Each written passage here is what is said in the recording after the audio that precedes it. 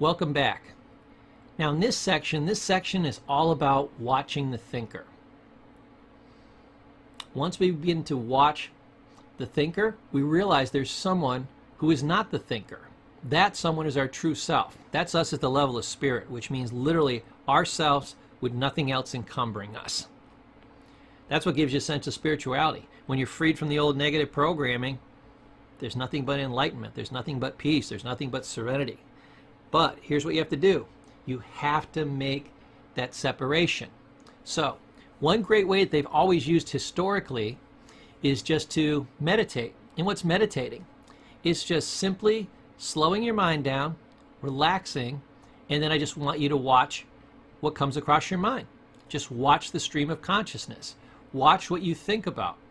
And what you're going to notice is that most of your thinking is negative and that it's not original.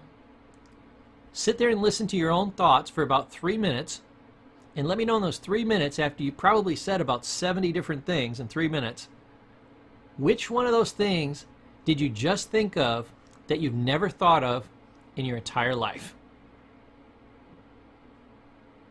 Think about it, watch it. Yeah, that's right. None of it. 99.99999% of everything you think, old, repetitive crap. Why? Because it's just a program. You know, if you're spinning a wheel round and round and round, none of the segments of the wheel is any different. You'll get to a different segment. You might even have forgotten about a segment. It took so long for the wheel to spin around. But it's the same old crap over and over and over again. Do you think that's really you? Are you really that dumb?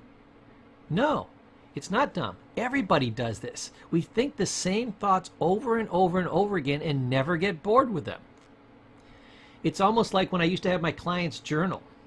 I'd say, if you get really mad, say like at your boss, and that's your issue, okay, here's how you get over it. I want you to write down, my boss is an SOB. That stands for sweet old boy or sweet old broad, depending upon, you know, you got a male or female boss. Why do I have them write it down? Because they'll write it down once, twice, maybe 3 times. I've seen some people go as many as 20 times, and they'll write it down, but then they stop. They get bored with it. But in your mind, you could think that your boss was an SOB 1,000 times a day for months and never get bored of it. For some strange reason, we almost don't even listen to ourselves. Our own thoughts are almost like background noise, and our own thoughts are never boring to us. If I sat there and I had a conversation with you and you said, "Hey, Paul, how's your day going?" And I said, "Well, my boss is an SOB." And you say, "Yeah, I've had a boss like that before." And they said, "Well, so what else is new in your life today, Paul?" And I said, "Oh, my boss is an SOB." "Yeah, I think I've heard that somewhere. But Paul, what's going on in your life?" "Well, my boss is an SOB, and, you know, did I mention my boss is an SOB?" "Yep, that old SOB, can't stand that SOB. My boss is really an SOB." "What an SOB? My boss is an SOB." If you went on and on and on in your head, like if you talk to somebody the way you go on and on and on in your head, they would think you're insane. Why would you keep telling me the same thing over and over and over again? You wouldn't. But you would do it to yourself. This is insane. This is why you have to watch this person. This person is running in the background, and this is the person that's directing your life. It's called your ego. You are not this crazy. You are not this stupid. You are not this uncreative. You are not this boring. But your ego is, and that thing is behind the wheel. It's like almost like an addict who thinks they're thinking for themselves, and they're really thinking with the bottle. You know, their addiction's doing all their figuring for them. And they say, "Well, I wonder why I can't get over my addiction." Because the addiction is the active part of the brain. Their actual higher self is in the back seat, bound and gagged and forgotten about, sedated, unconscious, not even functioning. And you say, "Well, why don't they just quit?" Why would the addiction ever stop taking drugs? That's the addiction's only purpose for life. And how can the addiction beat the addiction? It's not gonna. You know? You don't sit there in your house and beat the crap out of yourself. Well, why would the addiction attack itself? It wouldn't. It wouldn't. It loves itself. Matter of fact, it's going to figure out new and creative ways why it can have more and more drugs. The true part of yourself will never even kick in. Rarely is it seen. Rarely does it wake up. You are the same way in your mind. This is your addiction. Your ego is your addiction. It's been running your life, and you've been thinking that this was actually you. But as you sit there and you listen to your own thoughts, here's what you're going to realize. Watching the thinker, you're going to realize there's somebody that's listening to this voice that isn't the voice. If you're listening to a voice, don't you know that voice isn't you? Yeah. You can't both be the thinker and the voice. So the voice is the part of you that actually isn't you.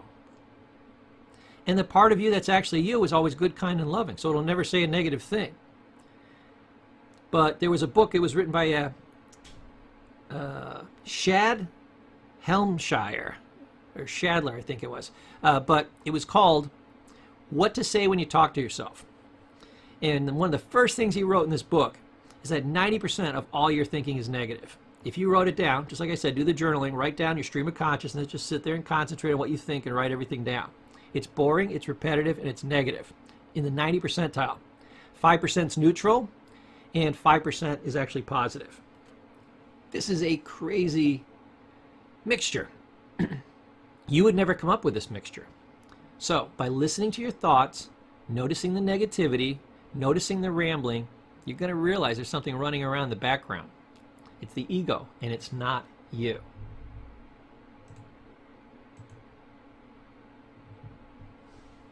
So, when you identify with this voice in your head, and you think everything that's telling you is the true state of affairs, you're going to be very negative, you're going to be very downtrodden, you're going to run old programs. It strengthens it. When you begin to observe the mind and say, I don't really believe that. I don't think 90% of everything's negative. I don't believe that this is really me spewing all this crap. It weakens the ego. So, identifying with the mind or ego, Zen uses these terms interchangeably. Identifying with it strengthens it. Observing it and understanding that's not the true state of affairs weakens it. So think of it this way. There's a great old quote. It says, if you feed your faith, your fear will die. But if you feed your fear, your faith will die. What you feed grows, and what you starve dies. So as you stop identifying with it, you starve it, and it begins to die. You say, no, that's just a little tiny negative part of my brain. I, the true me, can overcome it and move past it. I can get past my own ego.